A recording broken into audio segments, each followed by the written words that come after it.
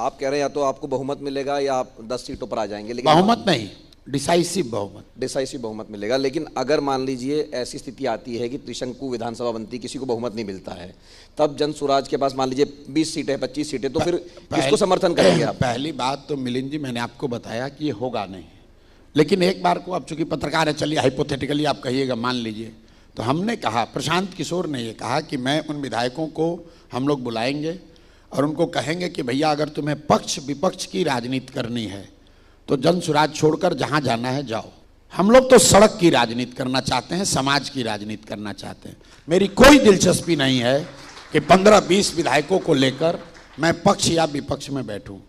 हमारा लक्ष्य बिहार में सुधार है, बिहार में व्यवस्था परिवर्तन। सरकार बनाने का मौका मिल गया कि कोई समर्थन नहीं बनाएंगे, नहीं बनाएंगे, नहीं तो पूरे बहुमत नहीं आएगा तो बहुमत नहीं बनाएंगे, क्योंकि अगर हमको सरकार में शामिल होना होता तो आज की सरकार में शामिल होने से हमको कौन रोक रहा है?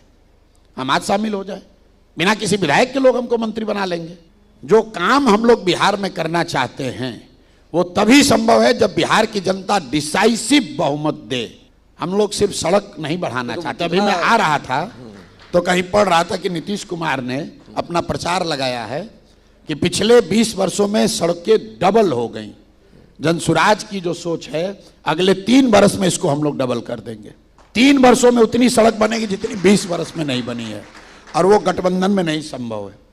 वो 25-30 विधायकों के साथ संभव नहीं है, वो 2-4 को मंत्री बनाकर नहीं संभव है। जो विधायक मान लीजिए जीत कर आया, उसको मन है मंत्री बनने का, जाए बन जाए। हमारी कोई इच्छा नहीं मंत्री बनने की। हमको मंत्री बनकर, विधायक सांसद बनकर अपने लिए प्लेटफॉर्म नहीं बनाना है। हमारे पास जो प्लेटफॉर्म है वो समाज का प्लेटफॉर्म है, लोगों का लिए काम करने आए हैं और बिल्कुल संकल्पित हैं। 5 वर्ष लगे, 10 वर्ष लगे, हम पीछे हटने वाले नहीं हैं। बिहार को सुधारे बगैर पीछे हटेंगे नहीं, ये बिल्कुल संकल्प है।